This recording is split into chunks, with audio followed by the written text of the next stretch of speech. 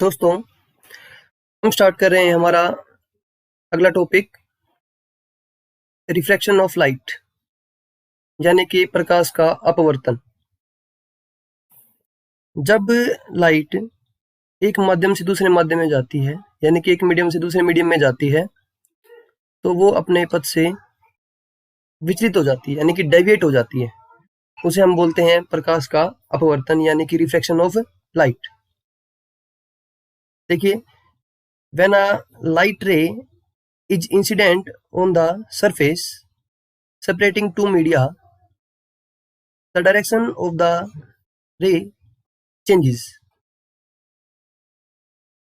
मतलब कि जब लाइट एक माध्यम से दूसरे माध्यम, मीडिया का मतलब होता है दोस्तों माध्यम। देखिए लिख रखा है कि माध्यम या मीडियम क्या होते हैं, जैसे कि हवा, पानी, एयर, वाटर एटसेट्रा, ये हमारे क्या होते हैं, माध्यम होते हैं। जब एक माध्यम से दूसरे माध्यम में लाइट रे जाती है तो वो अपने पथ से विचलित हो जाती है, डेविएट हो जाती है। और देखिए, the speed of light is maximum in vacuum. Vacuum मतलब जहाँ पे हवा भी नहीं है, एयर भी नहीं है, कोई एटमॉस्फेयर नहीं है, उसे हम बोलते हैं वैक्यूम। वैक्यूम में स्पीड जो होती है लाइट की वो ज़्यादा होती है। कितनी होती है? 3 × 10⁸ मीटर पर सेकेंड। ठीक है दोस्तों, ये स्पीड ऑफ लाइट होती है।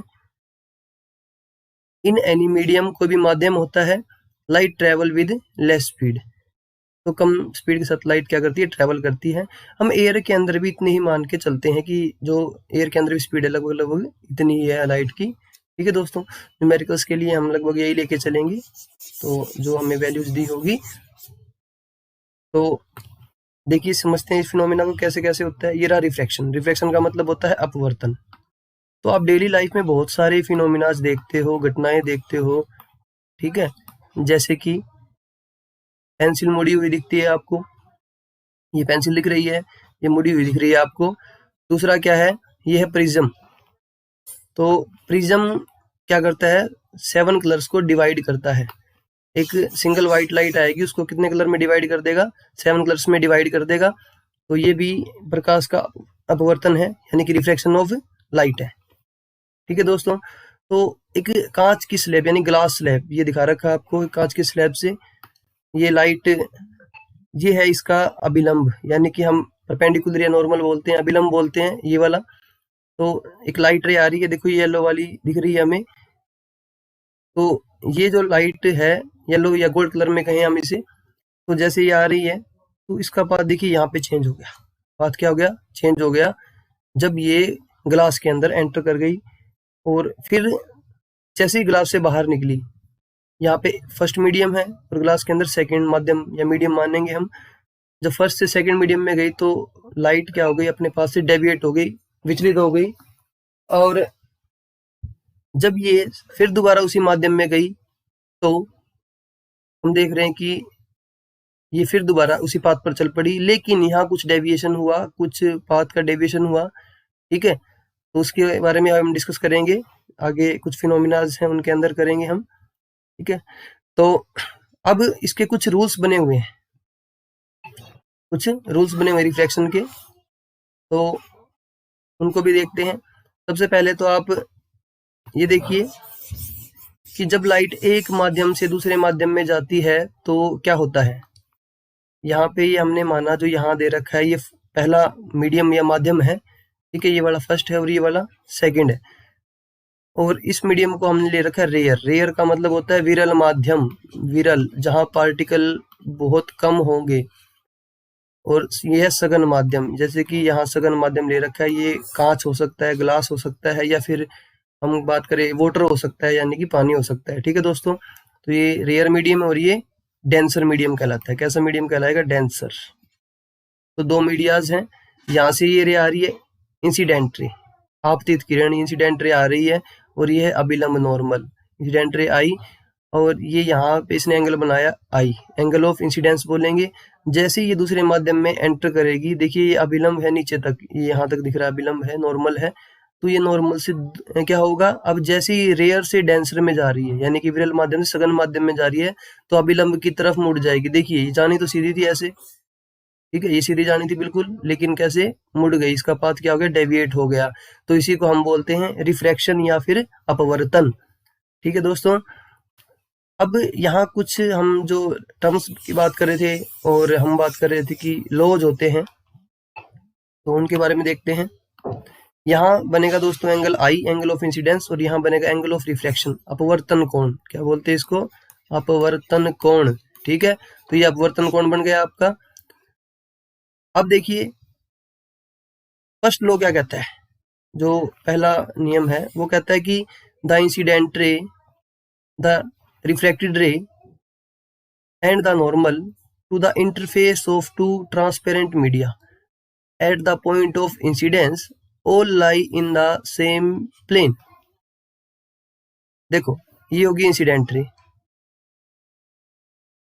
ये वाली है हमारी इंसिडेंट रे, ये हो गई आपकी रिफ्रैक्टेड रे यानी अपवर्तित किरण, और ये हो गया नॉर्मल। और दो मीडिया का इंटरफेस, यानी कि ये फर्स्ट मीडिया है और ये वाला सेकंड मीडिया है, इन दोनों के इंटरफेस पे क्या करते हैं, ये लाई करते हैं। तो पहला रूल यही कहता है कि ये दो मीडिया के इंटरफेस के बीच लाई करते हैं। तो दूसरा नियम क्या कहता है, दूसरा नियम कहता है कि the sine of angle of refraction, देखिए the sine of angle of incidence to the sine of angle of refraction is constant for the light of a given color and for the given pair of media। यानी कि जो sign of angle i होगा upon sine of angle r होगा, वो बराबर आएगा constant के। देखिए ये लिख रखा है हमने, ये कांस्टेंट किसके बराबर होता है, एन के। दोस्तों कहीं इसको एन डिनोट करते हैं, कहीं पे इसको स्मॉल एन ले लेते हैं, कहीं पे इसको म्यू ले लेते हैं, तो कांस्टेंट को डिफरेंट टाइप से डिनोट कर देते हैं। कोई ज्यादा डरने की जरूरत नहीं है इसमें, मीनिंग्स और डेफिनेशन क्लियर होनी चाहिए हमें। ठीक है दोस्तों, तो इसी को बोला हमने, एक नया नाम दे दिया स्नेल्स लॉ। क्या नाम दे दिया, Snell's law. Sine i upon r is equal to constant, तो इसको एक नया नाम दे दिया स्नेल्स लॉ। ये एग्जाम में कई बार पूछ लिया जाता है, एक्सप्लेन स्नेल्स लॉ। ठीक है दोस्तों, तो सीधी सी डेफिनेशन है डायरेक्ट इसकी, sine of i upon sine of r is equal to constant. ठीक है जी, तो देखते हैं इसको आगे। बड़ी इजी सी डेफिनेशन बन जाती है अगर आपको इजीली समझ में आ जाती है तो। अब इसका एक रेशियो और बनता है साथ में, किसके, स्पीड ऑफ लाइट के साथ में।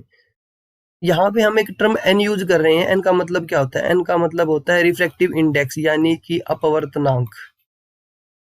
अपवर्तनांक ये क्या होता है, हर मीडियम का अलग अलग होता है दोस्तों। जैसे एयर का अलग है, वाटर का अलग है, ठीक है, तो अपवर्तनांक अलग होता है। तो इसको डिफाइन भी कैसे करते हैं हम, देखिए इसको हम डिफाइन करेंगे, speed of light in air upon में speed of light in medium. मतलब speed of light in air मैंने अभी बताया था आपको 3 × 10⁸ लेंगे मीटर पर सेकेंड, और speed of light in medium, तो किसी मीडियम में, जब भी किसी मीडियम में लाइट ट्रेवल करती है तो उसमें स्पीड ऑफ लाइट कितनी है, स्पीड ऑफ लाइट कितनी है, उन दोनों का रेशियो क्या कहलाता है, रिफ्रैक्टिव इंडेक्स कहलाता है दोस्तों।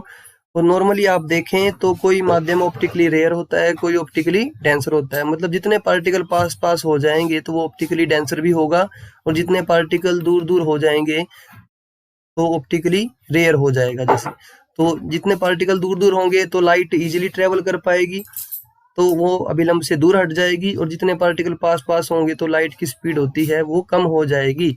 ठीक है, तो इसी तरह से, इसी कारण क्या होता है, स्पीड ऑफ लाइट कम हो जाएगी और वो अपने पथ से डेविएट हो जाएगी, वो अभिलंब से या तो दूर हट जाएगी, अभिलंब की तरफ मुड़ जाएगी। ठीक है दोस्तों, तो ये फिनोमिनाज होते हैं। तो आपसे यहाँ से 2-3 क्वेश्चन बन जाते हैं आपके। अपवर्तनांक क्या होता है, जैसे कि, ठीक है, तो अपवर्तनांक क्या है, speed of light in vacuum, या हम कहें speed of light in air upon में speed of light in medium. और दूसरा स्नेल्स लॉ के ऊपर बन जाता है। तो स्नेल्स लॉ भी ये कहता है हमें कि sine of angle i is equal to sine of angle r. ठीक है दोस्तों, तो आज के लिए इतना ही। आगे हम इसके न्यूमेरिकल्स भी करेंगे और इसी सीरीज को आगे बढ़ाएंगे। Thank you.